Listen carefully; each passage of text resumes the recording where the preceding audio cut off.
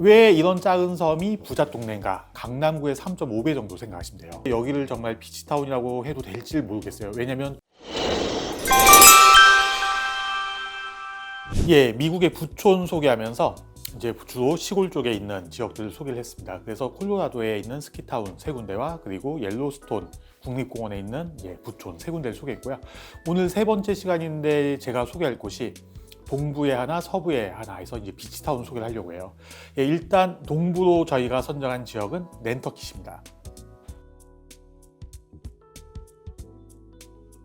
그리고 서부 지역에 있는 비치타운은 샌후안을 선택했습니다.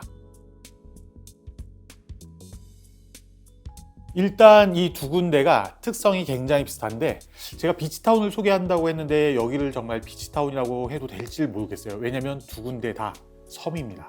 굉장히 작은 섬이에요. 왜 이런 작은 섬이 부잣 동네인가?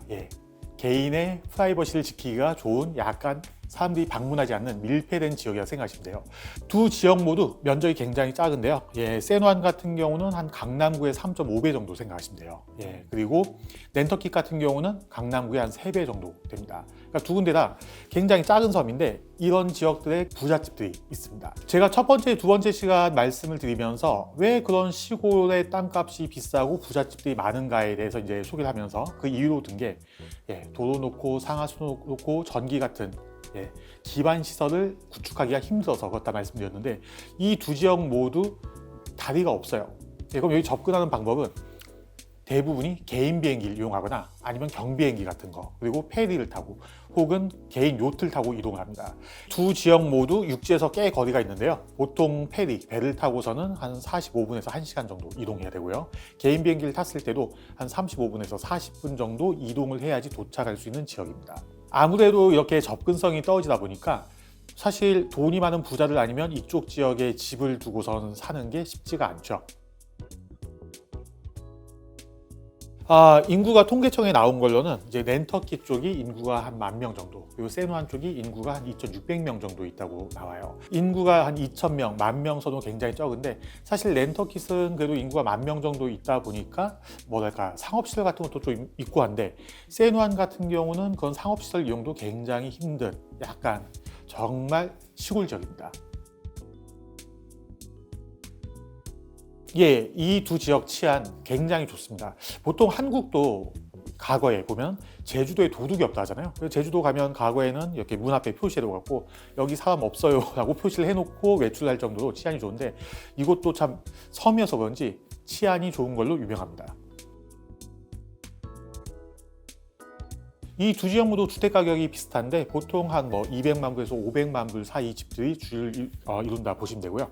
물론 집마다 1,000만 불 넘는 집들도 있고요. 그런데 이제 중요한 게 저희가 미국의 이 시골 쪽에 있는 부촌을 소개하는 가장 큰 이유가 미국은 시골이라고 해서 집값이 싸거나 땅값이 싸지 않습니다를 여러분들한테 알려드리는 게 목적이거든요. 그런데 이렇게 다리도 없고 외부에서 방문을 할 때 개인 비행기를 이용해야 되고 이렇게 인프라가 굉장히 안 좋은 지역인데도 집값 자체가 상당히 높게 형성되죠.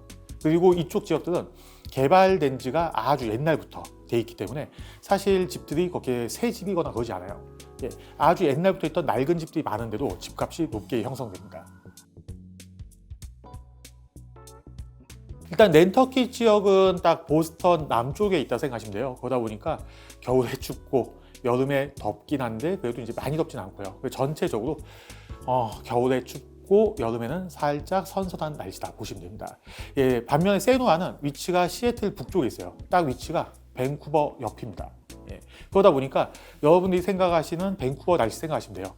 겨울에 좀 흐리죠. 비도 좀 오고 그리고 여름에 시원한 편입니다. 두 지역 모두 이렇게 부촌이다 보니까 교육 환경이 나쁘다 할 수도 없는데 사실 이쪽이 별장 용도로 많이 사용이 되는 지역이었고 이쪽이 참 자녀를 교육시키기 좋다고 할 수가 없어요. 아까 설명드렸지만 인구 자체가 굉장히 적잖아요. 근데 되게 특이하게 아무래도 보스턴 하면 떠오르는 이미지가 학군 좋은 그런 이미지가 있잖아요.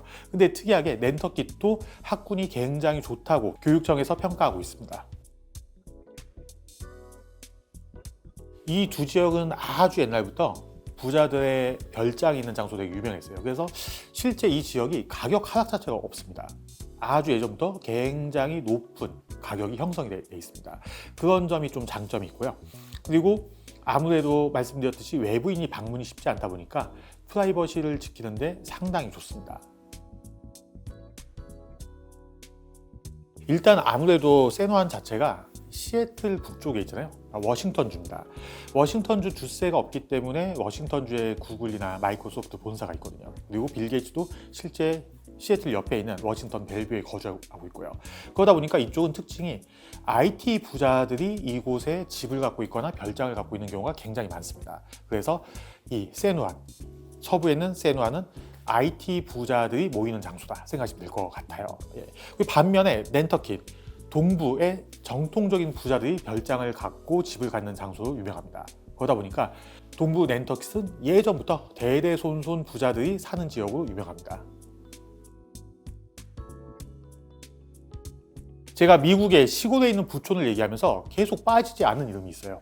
콜로라도에 있는 스키타운이나 옐로스톤에 있는 부촌들 항상 보면 이 동네에 빌 게이츠 집이 있어요 라고 하는데, 특이하게 이 두 지역도 모두 빌 게이츠의 집이 있습니다. 예, 그리고 동부는 이제 정통적으로 부자들이 선호한다 했잖아요. 대표적으로 록펠러 가문이 이쪽에 집이 있고요. 그리고 전 골드만삭스 CEO인 로이드 블랭크파인이란, 그리고 전 미국 국무장관 존 케리도 이 지역에 집이 있습니다. 세누안 같은 경우는 말씀드렸듯이 역시나 빌 게이츠, 그리고 마이크로소프트의 폴 앨런, 그리고 제프 베조스의 집이 이 지역에 있습니다.